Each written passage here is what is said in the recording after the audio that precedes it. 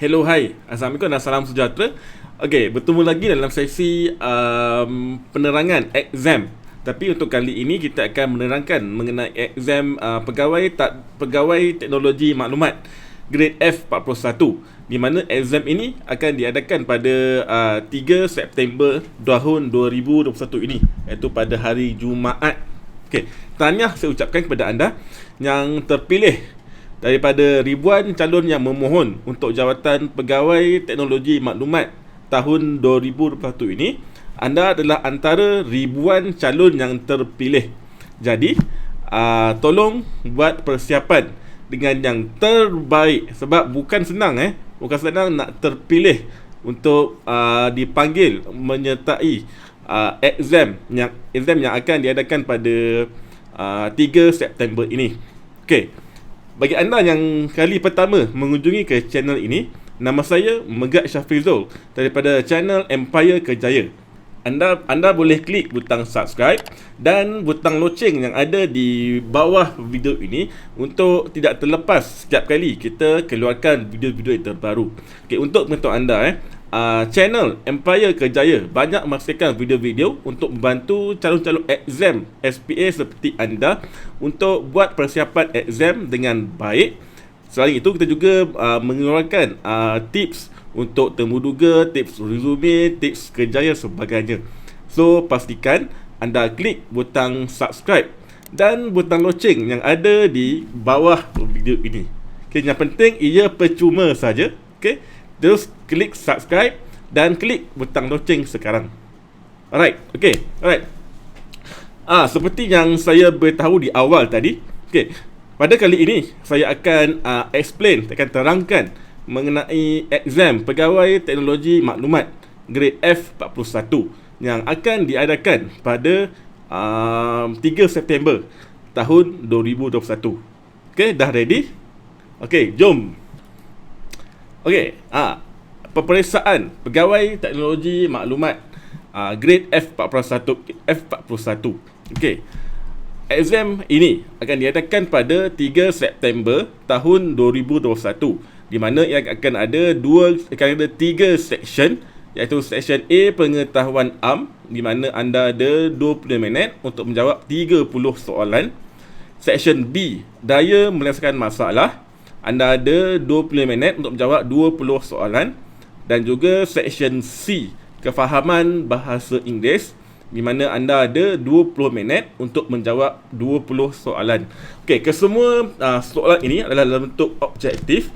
So, anda tak perlu risau kena hantar jalan pengiraan, hantar esei dan sebagainya. Okey, tetapi dalam video pada kali ini, saya hanya akan fokus kepada section A terlebih dahulu. Okey, sengaja saya asingkan video ini kepada 3 siri, 3 kali, sebab saya tak nak video ni tadi terlalu panjang dan mungkin anda rasa bosan dan anda akan rasa skip video ini, ataupun anda akan terus tutup kan. So sebab saya pecahkan kepada 3 siri supaya anda lebih fokus kepada sesuatu section terlebih dahulu.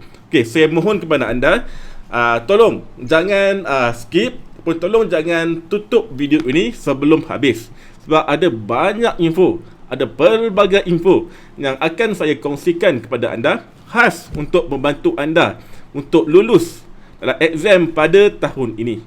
Okay, ingat, bukan senang nak dapat exam.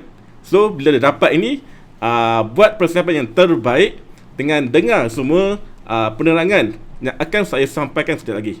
Boleh? Okey, jom kita fokus kepada section A terlebih dahulu.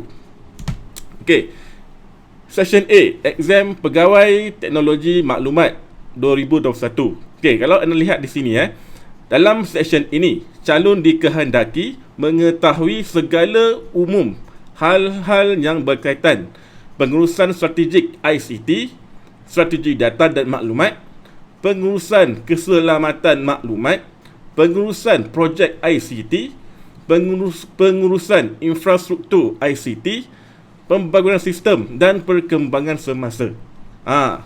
Ada nampak idea tak? Apa yang bakal ditanya? Okey. Memang kalau dalam apa-apa exam sekalipun, Bila menyebut mengenai pengetahuan am, dia punya skop dia memang agak luas. Memang agak luas. Memang terlalu banyak yang anda perlu baca. Okay? So that's why dalam video ini saya akan bagi anda antara topik yang selalu ditanya dalam exam dan yang pernah ditanya dalam exam tahun lepas. Okay, tahun lepas exam ini, exam pegawai teknologi maklumat ini diadakan pada bulan Julai. Okay, Julai tahun 2020. So pada tahun ini diadakan pada September tahun 2021. Okay, so ini peluang anda untuk tahu apa yang biasa ditanya dalam exam. Okay, alright, jom teruskan. Okay, ini adalah topik hot section A, exam pegawai teknologi maklumat. Okay, of course bila sebut mengenai perkembangan semasa, okay, perkembangan semasa, kita tak boleh lari dengan COVID. Okay, sebab sekarang ni isu semasa yang hangat adalah berkaitan dengan COVID. So anda perlu tahu, okay, nombor satu ini, anda perlu tahu mengenai program vaksinasi COVID-19 kebangsaan. Dari segi nama vaksin yang diluluskan oleh KKM, cara program ni diadakan dan berapa fasa ia dijalankan. Okay, dari segi nama vaksin ini, anda perlu tahu dia asal dari mana, asal dari negara mana, dan ada berapa dos ia anda perlu ambil. Okay, so ini untuk nombor 1. Okay, untuk nombor 2 ini, okay, anda perlu tahu juga mengenai COVID-19 ni. Okay, dari mana ia lahir? Okay, dari mana ia datang? COVID-19 ni, bagaimana ia menular? Okay, bagaimana cara untuk mencegah? Apa SOP yang digunakan oleh kerajaan Malaysia untuk mengawal penularan COVID-19 ini di kalangan rakyat? Okay, dan juga anda perlu tahu bagaimana cara kerajaan mengawal dari segi PKP, PKPP dan sebagainya, tabung COVID-19, kebantuan kerajaan seperti prihatin, bencana dan sebagainya. Dan juga anda perlu tahu mengenai pakej perlindungan rakyat dan pemulihan ekonomi, pemulih. Dan juga fasa-fasa yang ada di dalam pelan pemulihan negara. Okey, kalau lihat sini walaupun kesemua ini diperkenalkan oleh kerajaan yang lepas, kerajaan Tan Sri Muhyiddin Yassin. Okey, tetapi disebabkan oleh sekarang ni Perdana Menteri baru ni, dia baru sangat, okey, terlalu baru dalam pentadbiran negara. So that's why kebanyakan soalan ini berkaitan dengan COVID ini yang akan melibatkan kerajaan yang lepas, kerajaan Tan Sri Muhyiddin Yassin. Disebabkan antara semua tu, kesemua program tu masih dijalankan sekarang. Dia tidak dihentikan disebabkan oleh penukaran kerajaan. Okay, kerajaan sekarang ni, kerajaan baru ni, dia masih lagi meneruskan apa yang kerajaan Tan Sri Muhyiddin Yassin buat dengan dulu. So ia masih valid. So anda boleh terus study berkaitan dengan kesemua yang saya beri di bawah ini. Okay, boleh Alright. Seterusnya, okay, sebelum saya lupa anda tak perlu nak salin slide ini. Okay, slide ini anda boleh download dalam link yang saya tinggalkan di ruangan description. Okay, di bawah video ini. So anda boleh terus klik link itu untuk download slide yang sedang saya tunjukkan sekarang ni. Boleh? Alright. Okay, seterusnya nombor 3 ni. Of course, sebab kita ni, sebab anda akan menjawab exam sebagai pegawai teknologi maklumat. So anda perlu tahu mengenai kesemua ini 5 ciri penting yang ada untuk dalam pengurusan keselamatan ICT. Dari segi kerahsiaan, dari segi integriti, tidak boleh disangkal, kesahihan dan kebolehsediaan. Okay, boleh Kemudian seterusnya nombor 4. Okay, nombor 4, sistem kawalan infrastruktur ICT. Okay, anda perlu tahu mengenai communication tools, data information storage, network, accessories dan software. yang terlibat dalam infra ICT. Okay, infra. So anda perlu tahu mengenai nombor 3 ni keselamatan, nombor 4 ni infra, pertanian network, storage, PC dan sebagainya lah. Okay, cuba buat research, cuba study berkaitan dengan kedua-dua perkara ini. Okay, seterusnya. Okay, seterusnya. Cyber security. Okay, ini merupakan topik hot, topik favorite yang confirm akan ditanya berkaitan dengan cyber security ini. Sebab inilah tujuan pada masa sekarang ni pihak mampu buat ambilan secara besar-besaran untuk pegawai teknologi maklumat, so, untuk membantu mereka dalam misi cyber security mereka.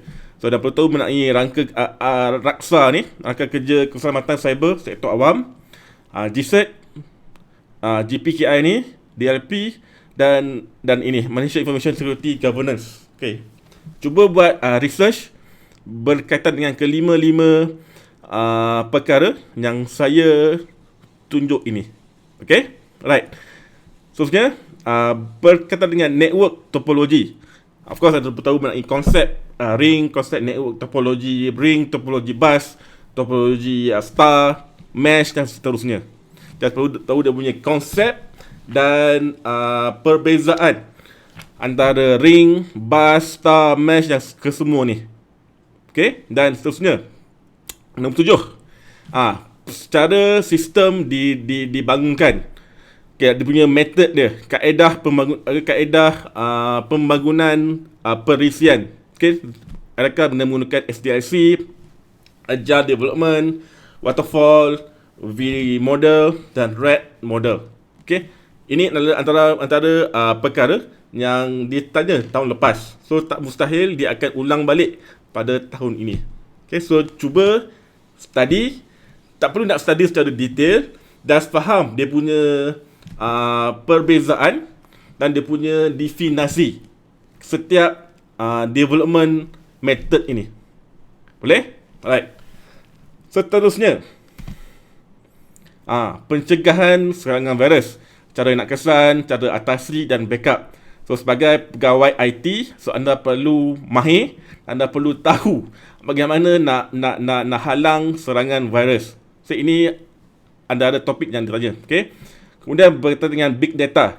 Okay, bagaimana data disimpan dalam database, bagaimana ia di-extract daripada database guna sama ada SQL Server ke, MySQL ke, bagaimana dia diolah, bagaimana dia di present dalam bentuk dashboard, dalam bentuk report untuk dibentangkan kepada semua orang. So semua orang boleh buat analisa data yang diberikan. Okay, so tahu mengenai big data ini. Tak perlu tahu secara technical. So dia bukan bertanya soalan programming, dia bukan tanya soalan database, bukan.